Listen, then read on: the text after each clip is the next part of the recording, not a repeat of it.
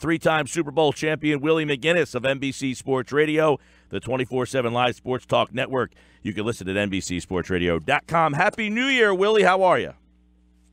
I am amazing, man. Happy New Year to you, too. All right, Willie.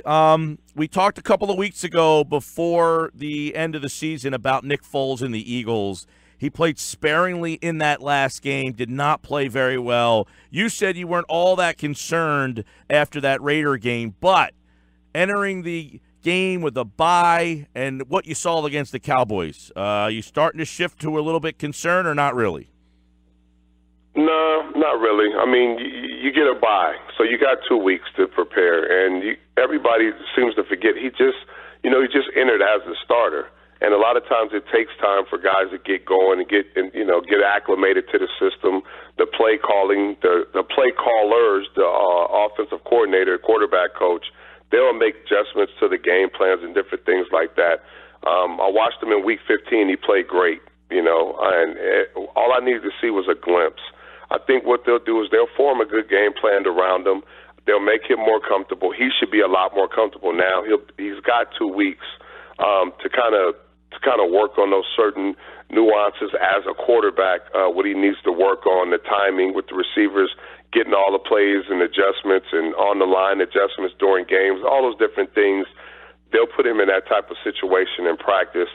And you know what? They're two different quarterbacks. So it also gives the team time to kind of go in and say, hey, we like this for Nick versus Carson. This is a little bit better for him. So they can adjust a little bit. I think they have the advantage. Now, you can't make him play like Carson Wentz. He's not Carson Wentz. So you're not going to see those out-of-the-pocket, those Houdini-like type escapes and throwing the ball down the field. In the running game, you're not going to see him keep the ball much in the read option or zone reads and go out the back door for those long gains or anything like that. So people have to realize that too, that he's not Carson Wentz. He's a different quarterback. So, and he's experienced. He has some time in the pocket. Yeah, I know last year it was a similar situation with Dallas where the last game didn't mean anything. They played Philly. They lost. They went in 13-3. They sat the week out and then never won another game. Philly's in a tough spot where, yeah, you get the home field and the bye, and that's what you play all year for, but not having those reps for Nick. Can he replicate that and get up to speed to where he needs to be to win playoff games through practicing? Well, absolutely, and playoffs are on a whole different level. So, going in, you're the number 1 seed. You're not going to get, the best team in the NFC, which is the NFC is really, really deep. So, their 6th seed going in is it's almost like a top seed because they're so deep and the teams are playing so well. But if I'm Philly, a lot of people forget too. They were one of the top teams at running the football in the top 5 at rushing the ball. I think you continue to do that. You don't try to put the entire game in Nick Foles' hands. You take a little bit of that pressure off with the running game. You got 3 backs that you can hand the ball off to.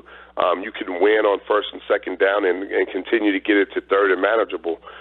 You're playing in Philly. You're playing at home, so he doesn't have to worry about crowd noise. He doesn't have to worry about, using hand signals and making adjustments from the line and not being able to hear. So he'll have a comfortable environment with making adjustments and calling plays at the line because he's playing in front of his home crowd. So I think there are a lot of advantages to him playing at home and to him having the bye week and those different things. And I think we'll see a little bit better Nick Foles, and they'll figure it out. They'll put him in position. But that game time, he went in just to make sure he didn't get too rusty, to get some reps. But, I truly believe he'll be okay. Now, I don't look for him to go out and throw for 500 yards. I could be wrong, but, go out there, throw for 250, 300 yards and take care of the football and just make good decisions and hand the ball off to the running backs. Willie McGinest with us, NFL Playoffs, Wild Card Weekend, right here on 97.3 ESPN. If you're Doug Peterson and the Eagles, you've got the option of Atlanta. Well, you don't have an option. You're waiting for Atlanta, Carolina, New Orleans. Which is the best matchup for Philly at home in that divisional game? Ooh, Carolina. I think Carolina's playing good ball. I definitely don't want to see New Orleans. I think New Orleans is right now all around the best team in the NFC. I would have to probably say Atlanta. I mean, you would want to get Atlanta on the road, get them out of that dome, get them out of their environment, get them in, get them out there in Philly. I would probably have to say Atlanta, even though they're really explosive. I think Philly's defense can match up pretty well. I think they have the front seven and the guys on the back end that can slow down Matt Ryan in that offense. Same with Carolina.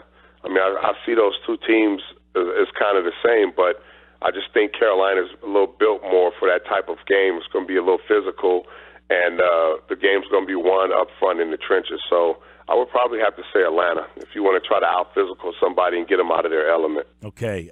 The Patriots, Steelers, Jags, Chiefs, they're the top four in the AFC. Most people think Patriots, Steelers are going to play for that championship and go to the Super Bowl. The 6 teams on the NFC side are very deep. They all have probably a part of the resume that says they can make it. But will any of the NFC teams be a favorite in the Super Bowl? Possibly. Possibly. I picked the Patriots to play against New Orleans. I don't see many people not taking New Orleans in that game if they play their style of football. The big thing that New Orleans was leaking at was the defense. Bottom half at getting after the quarterback last year, bottom half at pass defense, one of the worst of the last 3 years. Both of those categories they've drastically improved in. They've gotten so much better.